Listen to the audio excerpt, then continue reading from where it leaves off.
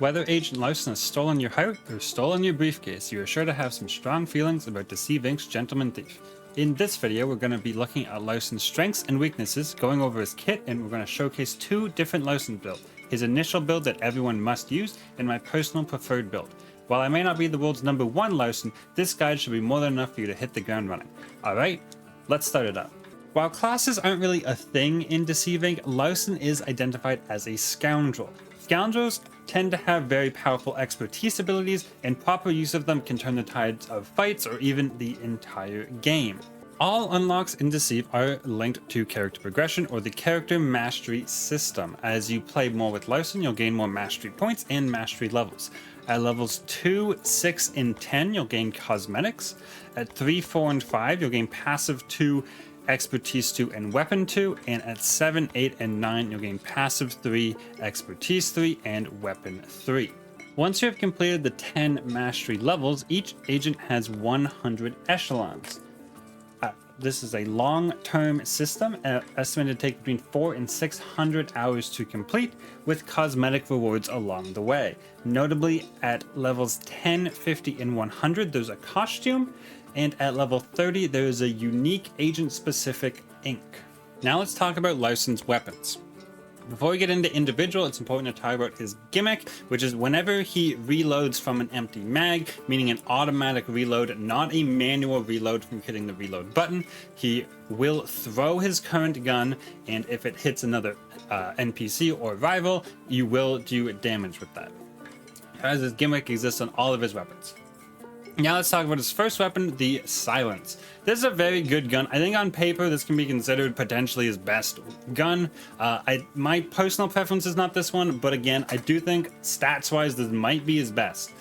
It has good damage at 12 and 16. The throw is kind of medium at 10 and 20. It does suffer a bit in mag size where you have only 8 shots, but again, you have that throw, and you have a really fast reload time of 1.3, which I believe is one of, if not the fastest in the whole game, and a really high rate of fire at 5.0. Just incredibly fast damage coming out of this gun, and the reload doesn't matter too much because of the throw. I think its one downside is it's only 8 shots before you do have to reload. The reload does take some time, even though it is quick and you get that throw. Important to note about this one is the damage fall off is 10 meters, so once you get past 10 meters from your target, you start losing damage, losing up to half of your damage at the 20 meter mark. This is my personal favorite, is weapon 2, the Cadence. You can see same damage, bullet damage for this gun, except it's a 2-round burst pistol, and the burst time is very low, so if you're hitting 1, you're probably hitting 2.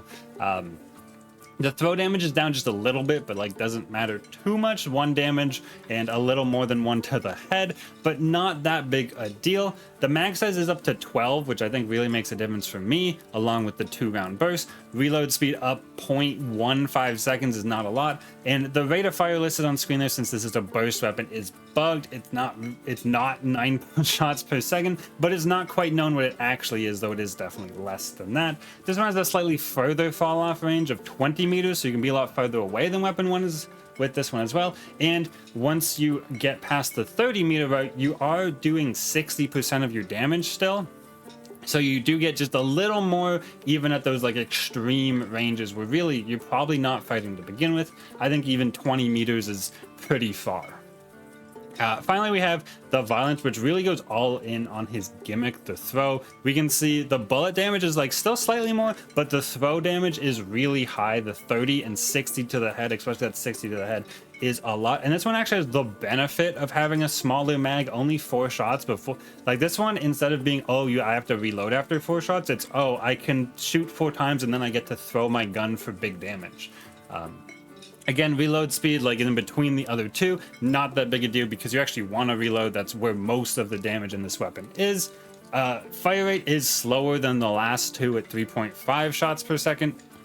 But again, this is mostly about dumping bullets so you can throw more guns. Damage fall off is in between the 15 meters before you start losing damage, and losing half of that damage once you reach 25 meters. So my personal favorite is this middle one. I think they're all very usable. Again, this one might be best in slot on paper. This one's my personal comfort pick. And this one is probably just the potential burst damage you can get out of this just makes it a killer in the right hand. So I think they're all incredibly usable. Now let's move on to Larcin's expertise. As a scoundrel, he does have some very powerful expertises, but I do want to shout out in advance, these are written in French, which is not a language I speak, so I will try, but forgive me in advance, please. So his expertise one is adieu, so which just makes him invisible and invincible. It doesn't actually say in the tool that it lasts for 6 seconds. He is completely invisible and immune to all forms of detection during these 6 seconds, and that does include the package vision that gives vision on everybody. Other tracking abilities that may give trace or just any other tracking ability just don't work during these 6 seconds. So just an incredibly powerful repositioning tool. You move not at like you do move at a sprint speed during this, but like not any faster, so you have some room to reposition or just run away. If you're playing in team matches, people near you will get amped up, which is that move speed, and you can always cancel this early by hitting the button again or by shooting. This is an incredibly powerful ability, potentially his best one just because of how powerful invisible for 6 seconds is, along with invincibility, which we did talk about. While you're invisible, you can't be hit, and the invincibility also prevents things like fall damage or AoE damage as well. So this one's incredibly strong. Then we have the grand finale, which is the smoke bomb, most people call it, which just puts down an AoE of smoke, and when you're in it, you go invisible, and then you shoot and you become visible again, and then a little bit after not shooting, you go re-invisible. In the video here, it's actually now much smaller than it is in the video. This video is a little outdated. The actual range of the smoke bomb is significantly smaller than what you're seeing here, but we are seeing more or less what happens when you hit it. Everyone goes invisible. All of your teammates are affected by this as well. If you shoot, you go re-visible, and then after a little bit of time without doing anything, you will fade back into that invisibility. And this is a very powerful ability. Again, I'm going to maybe say this all 3 times, but this is also potentially his best because it's kind of circumstantial. This is definitely the combat focused one, especially in a team situation. Although his expertise one is great for repositioning, this one can just straight out win the fight due to just you fading into invisibility, being able to reposition several times.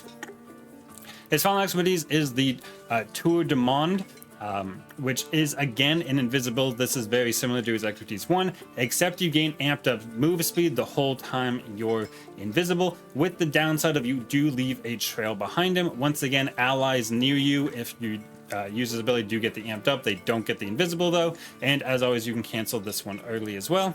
This one's very good. It's just a debate whether the extra move speed you get from this is worth the trail you're leaving behind. The trail is very easy to follow. It's not like they can lose it, except in some cases, and it's kind of a preference pick whether you're gonna leave a trail but move faster, or leave no trail but move slower. These last for the same amount of time of 6 seconds, the expertise 1 and the expertise 3. So I think all 3 of these are probably, again, personal picks, especially between the 1 and 3. They're very similar with pros and cons for each. And then this one is kind of more of a combat focused one. Now let's talk about Larcin's passives. Being the thief, these are all stealing related.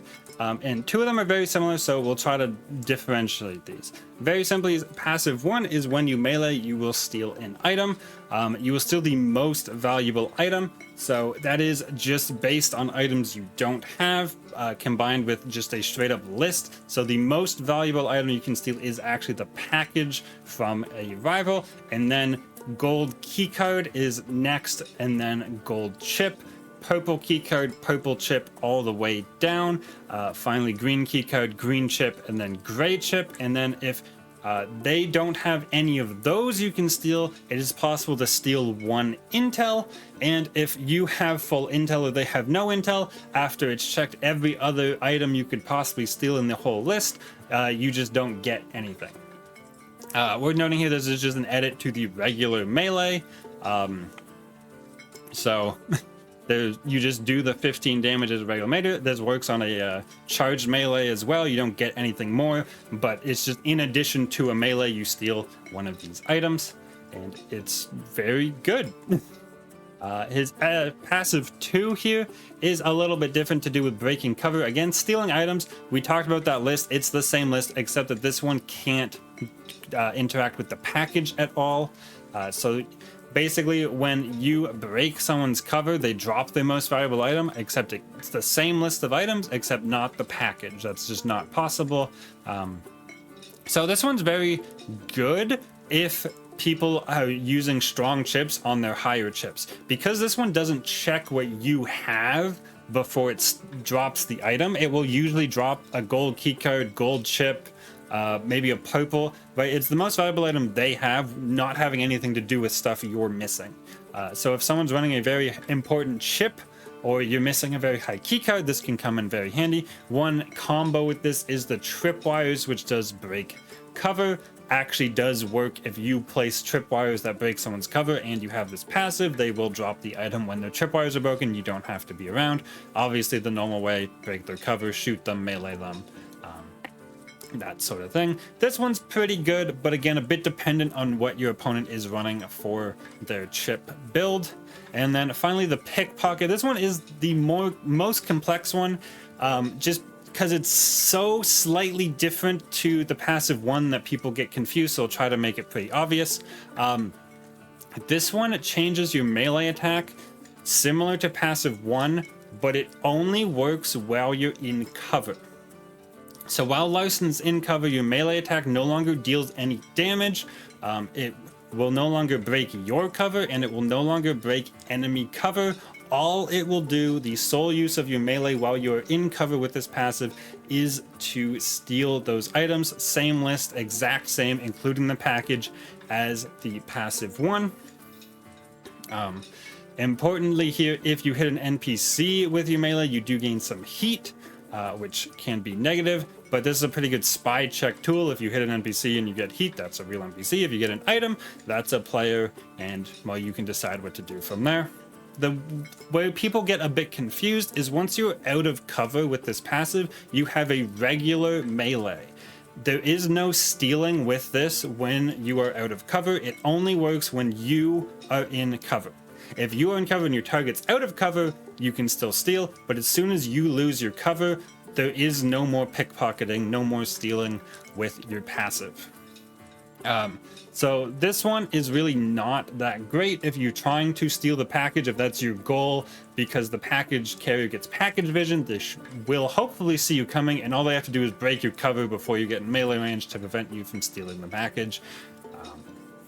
So all in all, these are, again, 3 very different uses of a very similar idea. So it's somewhat personal preference. I think we'll put on pickpocket for my preferred build. But again, I think these all have different uses. This one, if you're looking to steal the package, for sure, this one's very good. Or just get items in fights where you want to use your melee, can be good.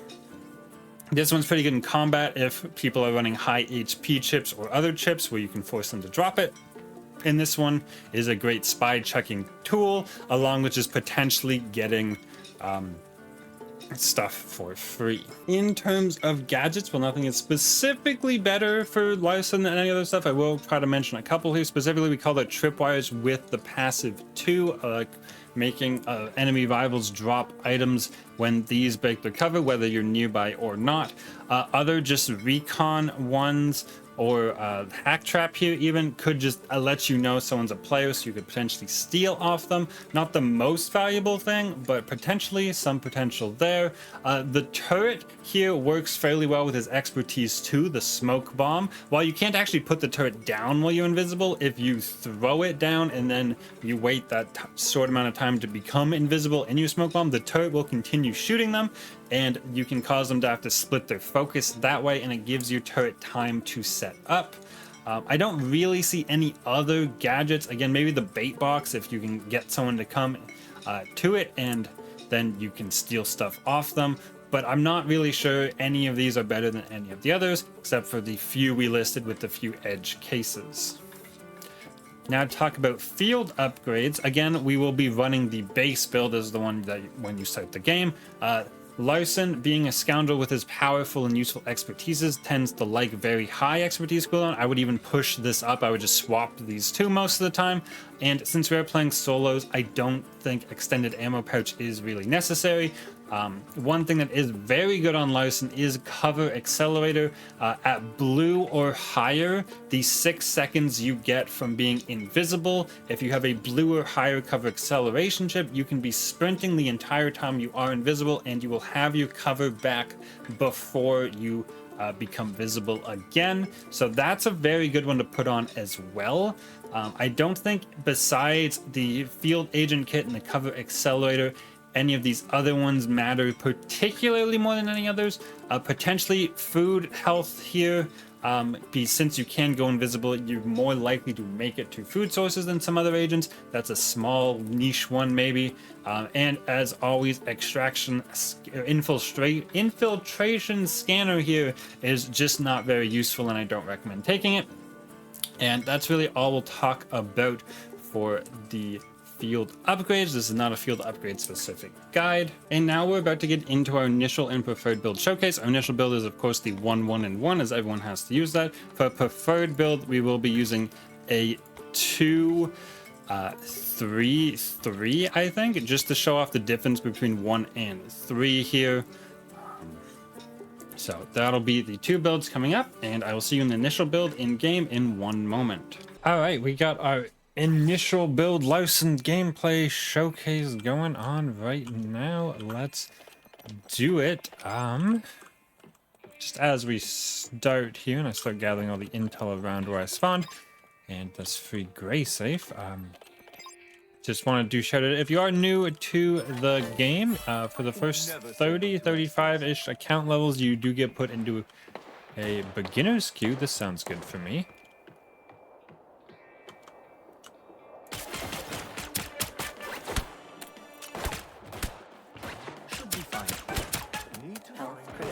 Oh, jeez, okay. We ran out of bullets.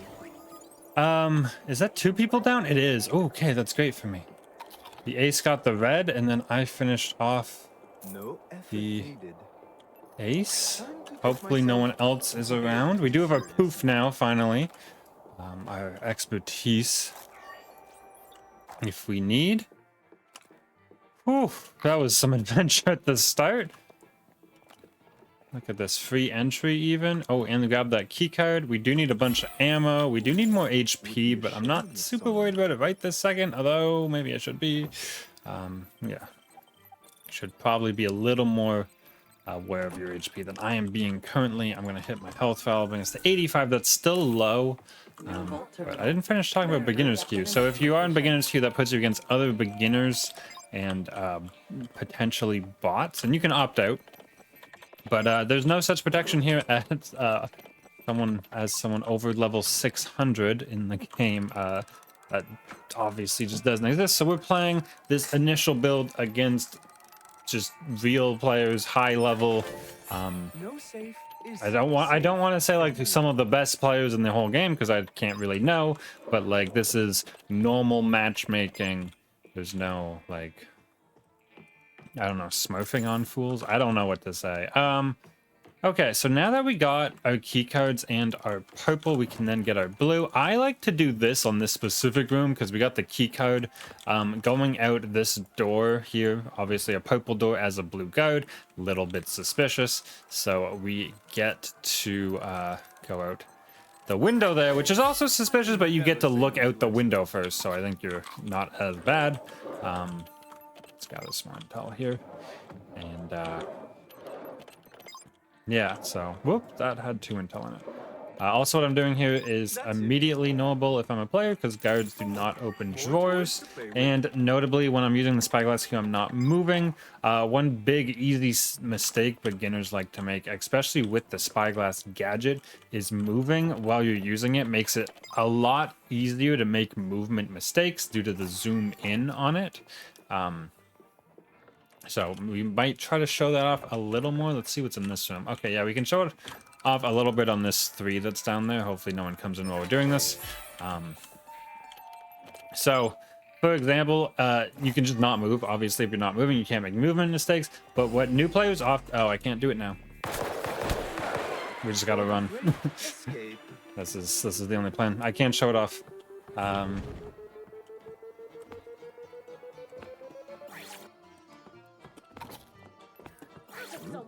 Hope I can get some tips out of this. I think we should be good. We changed disguises and everything. So we'll try again here. So we'll do it on this. So you can just not move, obviously, or you can move in exactly straight line. But what new players often do is you'll see them do this. And as you move to try to keep that like get 3 in the center of your spyglass, it actually makes you move in a very obvious way, even though it's very hard to detect. The best way to actually do this is remember that this UI you're seeing doesn't do anything. You can just do this, and I can even get it off my screen here, and I'm still hacking it. You can hear it, and I got the intel. The important thing to know with the spyglass is it has to remain physically in front of you, and that's it. It doesn't actually, once you've started the hack, it only has to remain in front of you, and you don't really have to do anything else. This cav is really on our trail here, so let's give him a run for it. This is a lot longer trace than the last one. I'm just jumping because I'm already traced, right? So once this goes off, we'll change disguise again. My favorite Doug here. And yeah, we'll have to... Oh. There's a fight in here. Sasori won the fight. Oh, missed the throw. There we go. We got the kill, though. And that vault alarm, I don't think gets talked too much about, but it's kind of a good shout out here. If there's a player in this room and this is not hacked, so it has to be a terminal room, and that terminal room has to not be hacked. There'll be an alarm when a second player enters that room, and that's what happened right there. Once that terminal is hacked, that alarm will not go off. And another thing is it doesn't go off in the chip rooms, the purple chip rooms. Also, it's only on the terminal room, so the actual vault with the briefcase does not have that alarm on it. We're going to go to E. We know there's only one terminal left, and we didn't go to B, did we? Yeah, so there's 3 spots we can check, and we're just kind of getting third parties, which is fine. I mean, like, that's a big part of the game, is getting to fights late and just cleaning up. We haven't got to use our passive on anyone yet because I haven't been able to find anyone before they find me. This is the last one, so we can do this one and head towards the vault, and I get to show off a secret exit. A lot of these, not all of them, all these purple rooms have at least 2 exits. Some of them have secret exits. This one happens to be right here. Garcia is also right here. That's the VIP's named Garcia. He doesn't care if you take it as a secret exit, though. So that's that there. So that was 15 seconds until the vault gets announced that that was the last vault terminal, and then there's another 15 seconds before this actually opens. So we made it here in good time, and there it is. Investigated by Cav is not that important because we're sprinting into the vault, which is really a player thing. Obviously other NPCs will do that, but they should know we're heading to the vault. So it was also a pretty short trace, but this one Cav is probably going to be on a trail. Big thing we got to do now is just find another printer. Wow, that's not really an NPC thing, but there's pretty much no way anyone could be in front of us. So pretty sure it is an NPC. Since we have really good key cards, I want to look for a printer that's in one of these purple rooms. I'm not seeing one in this purple room, so I'm just going to grab this one that we found. It's slightly better to get one because it's a little safer if you can find one in these purple rooms, but take what you can get. Yeah, this Cav, being honest, is going to be real annoying. Was kind of hoping it was the same Cav the Sasori took out, but it was not. We'll get some more here, and we'll just sit and get this with our spyglass. Now that we finally have our gold chip, this does go real quick. And this is almost done. We do have our poof if we need it here. Looks like we don't. We're just gonna run the whole way. I haven't really talked about suspicion, which is causing our recovery to drain right now, but if you look in the bottom left, actually it just left, but when an NPC is seeing you, You get eyes. There they are. There they go. If you're running or jumping right now, are the only things. If you're just generally acting suspicious, running or jumping, when another NPC is seeing you, not specifically a player, any NPC triggers those eyes, then that outer bar around the cover will go up, and when that is full, the inner cover bar starts to drain. So that's suspicion. I didn't hear another printer. That's the Cav. Cav is gonna be kind of hard for us to deal with due to the trace, along with her just high DPS. She just pumps out a lot of damage. So now the spyglass comes in really handy. Sometimes I forget to use it in the earlier phases, but in the late phase, I use it a lot because we can keep moving while we are getting intel. It's really valuable for that. She's still up a floor, so we need to get out of this technician disguise as soon as possible. So we'll probably just grab someone on the point here. We want to grab someone who's moving so that the dot we leave behind is not in a super obvious spot, so that it doesn't just tell the Cav who we are. I need to ping here. We'll ping right by the thing, so she'll know we're by the thing anyway. And now we just need to know who she is. Get first shot advantage. See, pretty obvious who's who here, technician. Oh, helps if you don't miss. I'm gonna poof here. Bit of an investment here where it could go badly. Notably, our ping does continue to go up while that's on, but I did kind of make a mistake there on my aim, and this gets me out of it. At this point, she's out of our range, so we might be able to pull a bamboozle, but I don't think so. Yeah. This is unlikely to work, but we're over here now. We're just gonna call this. Would have been nice if that one last ping didn't go off, but like we gained most of another one. So the car gets moved. It takes like 20-ish seconds, which gives her plenty of time to get here. Whoops, didn't mean to open that, but that's the spyglass thing that happens. Get two. All right, she's coming. So we can't move it back to C now.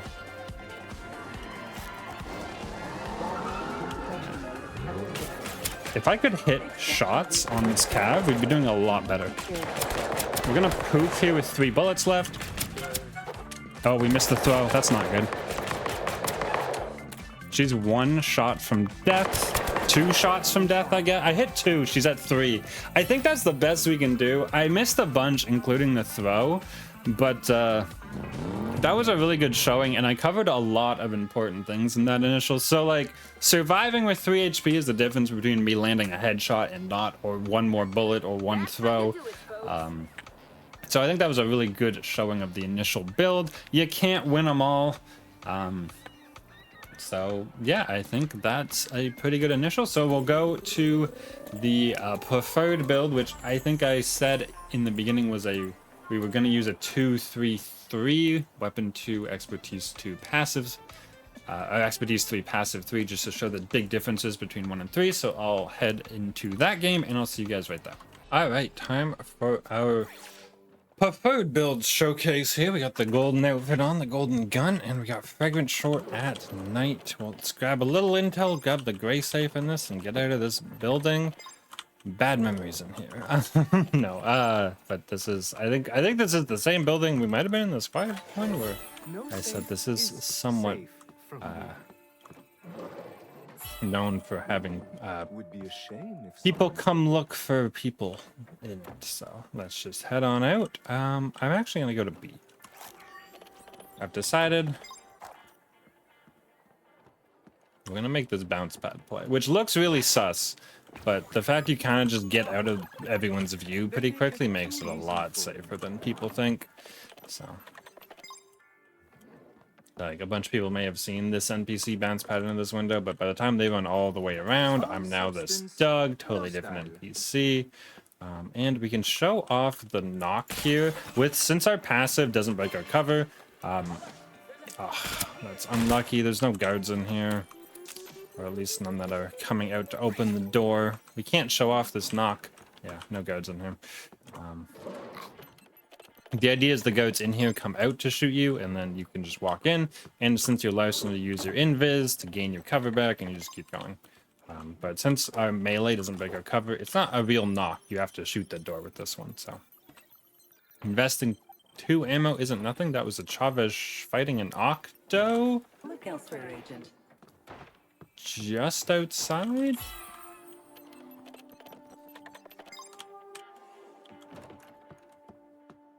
Although this guard's not alerted.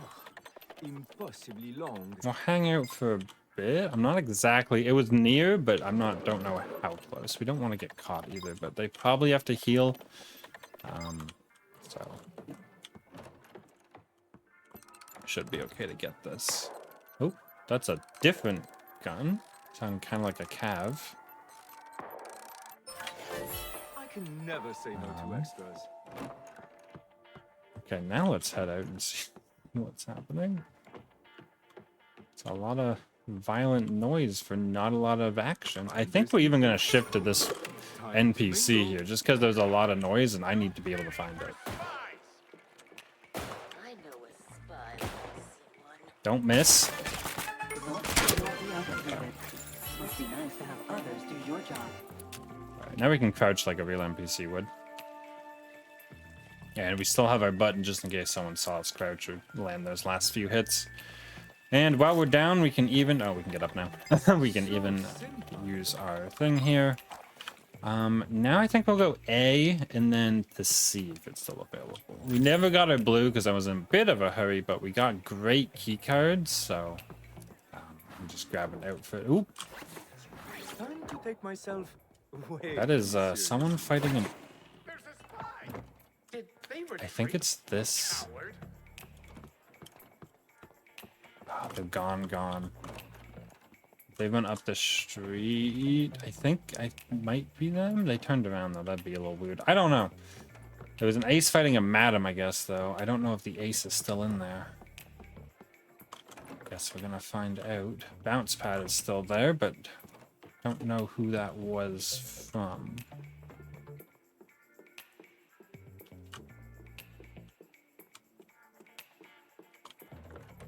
Vault terminal already Okay. deactivated. Oop. They're not in Look here. elsewhere. Thought I heard one other shot.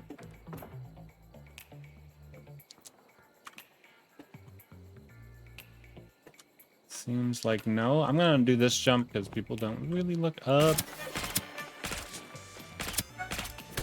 Oh my goodness, we're gonna die to this ace.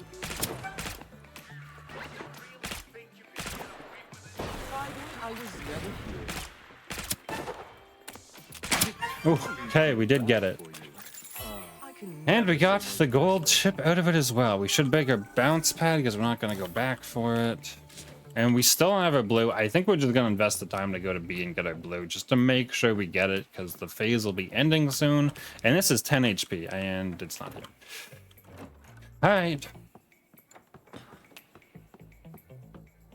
Yeah, 10 max HP is kind of big. So that one we of course heard a fight and there was a guard coming out of a health bathroom. So there was like no real indication there besides there was a fight and a guard walked out of a health bathroom. Their movement wasn't like, there was no indication that I really noticed. So while it wasn't really a lucky guess, it was just an educated guess based on what I expected players to do from the situations we had. That madam's gonna be tough, probably. But I think we did learn info even from that, right? We learned it's probably Madam Expertise 1 or 3 because the 2 is a snap back, which they like got outside. They got out of the what the heck? Okay, you're Time to be on my real. best. You have wasted your time. This vault terminal has already been deactivated. Garcia, you're like, I don't... We do get heat, as we've seen, and if you melee the VIP, you get a lot more heat. So, that was for demonstration purposes. This NPC seems to be a little bit busted. We have a ton of heat now because I wanted to show that. So, we're not going to be doing anything because we will just lose fights. That's a little weird, but I don't know the yacht well enough to know if like their arm clipping through here is something NPCs do or not. So yeah, there's no real faster way to get heat to go down. It's just a weight. So now we have to decide a bit between going to D and then E or just waiting for it to be done. And I guess we'll just like walk over towards D. Again, we don't really want to get there in case someone else is there until our heat's down, which it almost is. We just have to get below heat 1 here. It doesn't have to be completely empty. That we won't be checking anyone with our passive until it's down pretty much all the way. You get about half a bar for checking NPCs, so we don't want that half a bar to push us into the heat zone again. We did get under the threshold. This looks weird. Okay, but we did get heat. So we have like everything right now, so we're not going to get anything off of players. So the only check we're doing is do we get heat or not. And Iris, are we in? We're in business. Okay, not too bad. It's potentially just me and the madam left. We've heard a lot of fights and we've taken, what, 2 people out ourselves, I think? Yeah, we finished off the Octo and we took out that Ace. So we did see a madam get away, Squire body. We heard a Chavez in a fight earlier. Now we're just running to the vault. Alright, we got pinged by a madam passive 3, not that surprising, but that does tell us the madam is still alive. I'm actually gonna just... No, I'm not. Okay, I was gonna hit a move speed button, but I wasn't sure that the door would be open before we actually reached it, and that would have wasted time. But we might hit it now? Just for the move speed. Obviously, the invisibility here isn't doing anything, and of course, you can really only do this with keycards, since... you can't unlock a door while you're invisible, so. Used our ability just to get through this a little bit faster. Since we have good key cards and an outfit, we are going to be looking for a deep printer. There's sometimes one up there, which is my personal favorite, but it doesn't seem to have appeared this time. Let's check the bottom here. Yeah. We did see one up there. That's kind of my backup, but that's a pretty popular room, so I'd like to avoid that if possible, but it's looking like the only one I can find. So, yeah. Yeah. It's the only one I can find, so it's the one for me. Get it with our spyglass so we're not caught standing right in front of it, but like this is again a pretty popular room to be in, so we're gonna be on some good behavior, and once we do get the actual key card, we'll be making a break for it, and we're not gonna try to use our invis until we have that in our hand, because that's how we'll get out of dodge. We do gotta keep moving a little like an NPC. You can't just stand still for too long. We did just see someone change the sky, so that Doug that just passed us was in fact a player. But I would guess they didn't hear this on because they just walked by it, so we'll take it. Or they may not have cared. They might have just wanted to get their own deep into, or they already had their thing. So we can get some shots.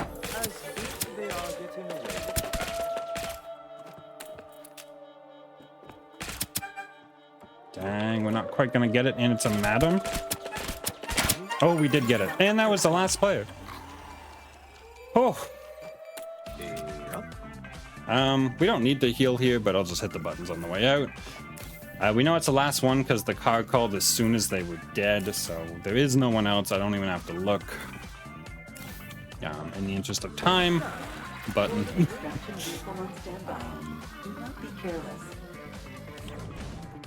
Yeah, so the madam, so we did see the Doug, and like they walked perfectly. We could see they changed into a disguise next to us, but I wasn't really worried because our keycard was coming up. I don't know if they heard it or not, but I guess they just hoped ours didn't finish in time, or maybe they just didn't hear it. you know, can't know what they're thinking. But ours did finish in time. We got there just in time. We shot them right after they got the package, which it would have been better if we could shoot them right before they got the package, but we ended up winning the fight anyway.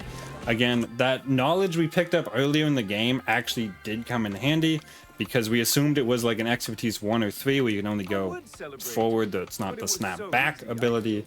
So they had to be someone in the room, and there was really only one person around. They didn't, if they had expertise 2, they could have set it before they even got the package, although the time did just change. I'm not sure if that's actually still possible, but yeah, that was the thought process on the Madam there. That was a pretty good game of our preferred build. I do want to shout out specifically, I will hit the menu button here so just not staring at this, but I do think all of Larcin's weapons expertise passives are like usable. I think any combination here will come up with a workable build. I don't think he has a specific thing where I would be like, you shouldn't be using this one. So I think pretty much any of these any combination here will come up with a usable build. And I hope you enjoyed this guide. A subscription would really help me make more of these. Any comments on things we may have missed that might be useful for future agent guides would be really beneficial. And like the video if you'd enjoyed. And that's about it. We make deceiving gameplay content here, so if that's something you're into, I'll see you in the next one.